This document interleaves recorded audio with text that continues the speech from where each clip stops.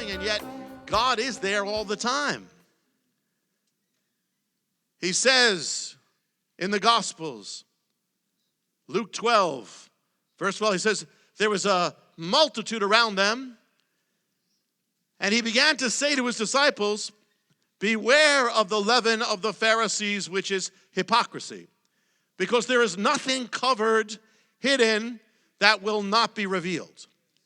There is nothing hidden that will not be known. Therefore, whatever you have spoken or whispered in the dark will be heard in the light. Whatever you've spoken in the ear, in the inner room, like a closet, will be proclaimed, shouted from the rooftop. What's he saying? In the end, it all comes out. In the end, judgment day, everything comes out. What you have whispered, what you have gossiped will be proclaimed. What you have done in secret will be known unless you've it's covered in the Lord at that point. Time when you gossip and the person isn't there present, God is there. It's like he's representing the person. He said, when you did it to the least of these, you did it to me. You gossiped about that, you gossiped about me. Now, if you saw the person, if the person was right there, you'd never speak like that. But the point is, God is there. Whatever you whispered, what is that? Imagine that. That's what he said. Now, let's say you had those creatures from Revelation, those cherubim or those creatures over your house for dinner. And you try to talk behind their back. You can't, because their eyes are in the back too. You can't gossip, and you can't gossip. And God, that's what it's saying. That's the way God is. Proverbs 5:21 says, the ways of a man are before the eyes of the Lord, pondering all his going. In the presence, God sees from the secret things. We talk about the presence of God, but the presence of God also means the eyes of God.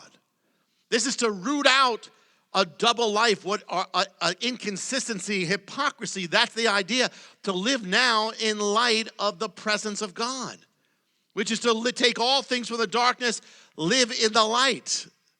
As if, when the light comes, you have nothing to be ashamed of because it's the same life. That's what, in other words, you live a transparent life.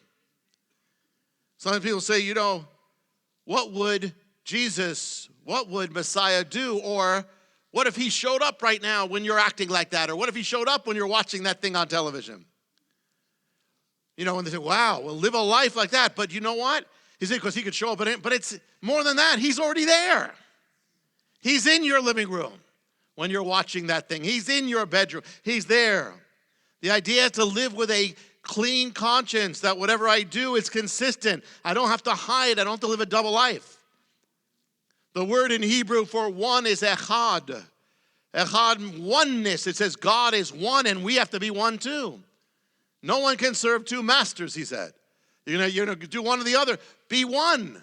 Same, in other words, the idea is to be the same. Set your heart on being the same in public as you are in private. Private in public, rather.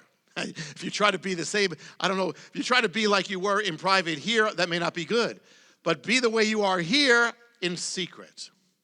The same holiness, the same praising the Lord at home. When you're not trying to impress somebody, or when there's nobody there. We need to be people of integrity. Because the fact is that anything less is a sin. We have to live our lives in view of that total righteousness. He said, you've heard it said, if you commit adultery, but he said, if you even look at that person with lust, that's adultery. You've heard it said, you shall not commit murder, but if you have murder in your heart, I hate that one. That's murder. That's the thing. It's in the light of God. God wants us to live in the light totally. Total. Pure. It's 100% living. And you might say, well, that's hard. No, it's not. I mean, not with God, because, it's harder to live 50-50. It's harder to live 75-25 because you're in conflict. To live total, in the end, is easier. The story is told of a prince and a king who says, the man who can walk straight through the palace to the throne, carrying this full cup of water without spilling it, I will give my daughter's hand in marriage. And so one prince takes it and goes, and the people are applauding him, and he's looking at the applause, and he shakes and spills it. The other one goes, and he's getting booed. They hate this guy. Booed, and he looks at that, falls. The other one, half of the people are booing him, half the people are cheering him. He goes, brings it perfectly to the king. And said, well, what was it? He says, well, I didn't look to the right. I didn't look at the applause of man. I didn't look at the rejection of man. I just looked ahead to the eyes of the king. And in the end, that's all that's going to matter. Not who approved you, not who rejected you, just what did God say? What did he do? His eyes are the only thing that's going to matter. That you don't live to please, you live to bless others, but not to please others, not to live up, not because you care about what they're thinking about you. Their eyes are not going to matter in the end. His eyes will.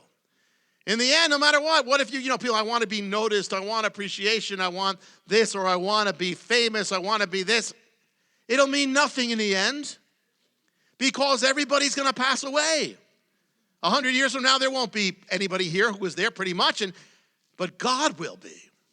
You and God. You'll be with God if you're saved. So those are the only eyes that matter. What did he see? Only he sees perfectly. We might have 20/20 vision. Probably most of us don't. But he has 7/7/7 vision. Perfect, complete.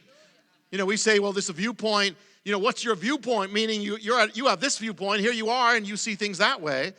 God doesn't have this viewpoint. God sees all. There's no one view. He sees everything. He's the only one who sees it right. It says David was right in the eyes of the Lord. Now, David messed up big time, but he came back to God.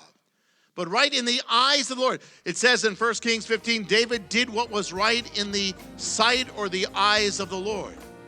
It didn't matter what was right in his own eyes. It says in Proverbs, every man thinks his own way is right.